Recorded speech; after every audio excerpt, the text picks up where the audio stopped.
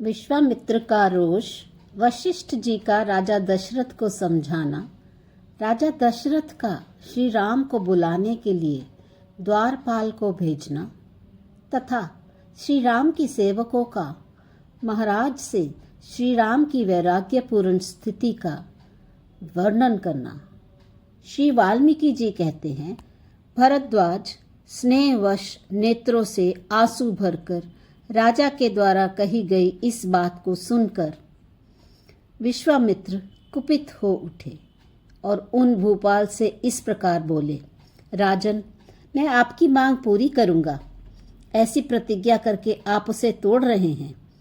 इसका मतलब यह हुआ कि आप सिंह होकर अब सियार बनना चाहते हैं। रघुवंशियों के लिए यह व्यवहार अनुचित है। इससे तो इस कुल की मर्यादा ही उलट जाएगी। शीत रश्मि चंद्रमा से कभी उष्ण किरणें नहीं प्रकट होती।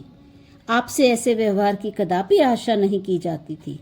राजन, यदि आप अपनी प्रतिज्ञा की पूर्ति करने में असमर्थ हैं तो मैं जैसे आया था उसी तरह लौट जाऊंगा।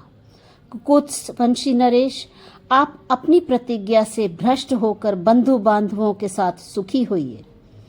महामुनि विश्वामित्र को क्रोध से आक्रांत जानकर उत्तम व्रत का पालन करने वाले धैर्यवान और बुद्धिमान वशिष्ठ जी बोले, राजन, आप इक्ष्वाकु कुल के में साक्षात दूसरे धर्म के समान उत्पन्न हुए हैं। आप श्रीमान दशरथ तीनों लोकों में सज्जनोचित सद्गुणों से विभूषित हैं, धैर्यवान तथा उत्तम व्रत के पालक हैं। आपको धर्म का त्याग नहीं करना चाहिए। आप धर्म और यश से संपन्न होकर ही तीनों लोकों में विख्यात हुए हैं। अपने धर्म को समझिए, उसका परित्याग न कीजिए। ये मुनि तीनों लोकों का शासन करने में समर्थ हैं। आपको इनकी आज्ञा का पालन करना चाहिए। राजन, करूँगा ऐसी प्रतिज्ञा करके यदि आप उसका पालन नहीं करते तो यह मिथ्या भाषण आपके इष्ट और आपूर्त को हर लेगा। इसलिए श्री राम को विश्वामित्र जी के हाथ में सौंप दीजिए। आप इक्ष्वाकु वंश में उत्पन्न हुए हैं और स्वयं विख्यात राजा दशरथ हैं। यदि आप अपने व्रत का पालन नहीं करते तो दूसरा कौन करेगा? ये विश्वामित्र जी धर्म के मूर्तिमान स्वरूप हैं। ये बल और पराक्रम से संपन्न वीर पुरुषों में श्रेष्ठ हैं। संसार में सबसे अधिक बुद्धिमान हैं तथा तपस्या के परम आश्रय हैं। चराचर प्राणियों सहित त्रिलोकी में यह प्रसिद्ध है कि ये विश्वामित्र जी नाना प्रकार के अस्त्रों को जानते हैं। जिन अस्त्रों का इन्हें ज्ञान है उन्हें दूसरा कोई पुरुष न तो जानता है और न भविष्य में जान सकेगा। देवता, ऋषि, असुर, राक्षस, नाग, यज्ञ और गंधर्व ये सब एक साथ मिलकर आ जाएं तो भी वे विश्वामित्र मुनि की समानता नहीं कर सकते।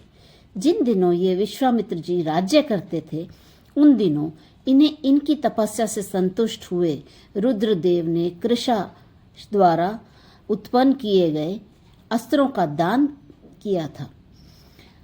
वे अस्त्र दूसरों के लिए अत्यंत दुर्जय हैं। उन अस्त्रों के अभिमानी देवता कृशाश्व के पुत्र हैं और संहार करने में प्रजापति के पुत्र रुद्रदेव की समानता करते हैं। उन कांतिमान, महातेजस्वी और बल विक्रमशाली अस्त्र देवताओं ने सदा इनका अनुसरण किया है, क्योंकि इन्होंने अपनी तपस्या के प्रभाव से उन्हें सदा के लिए वश में कर लिया है। ये विश्वविख्यात महातेजस्वी विश्वामित्र ऐसे महान शक्तिशाली हैं। अतः श्री राम को इनके साथ भेजने में आप अपने हृदय को व्याकुल न होने दें। ये महामुनीश्वर महान प्रभावशाली हैं। साधु स्वभाव वाले नरेश, ये जिस पुरुष के समीप खड़े हों वह मृत्यु के आ जाने पर भी अमरत्व को ही प्राप्त होगा। अतः आप मूढ़ मनुष्य की भांति अपने मन में दीनता को स्थान न दीजिए।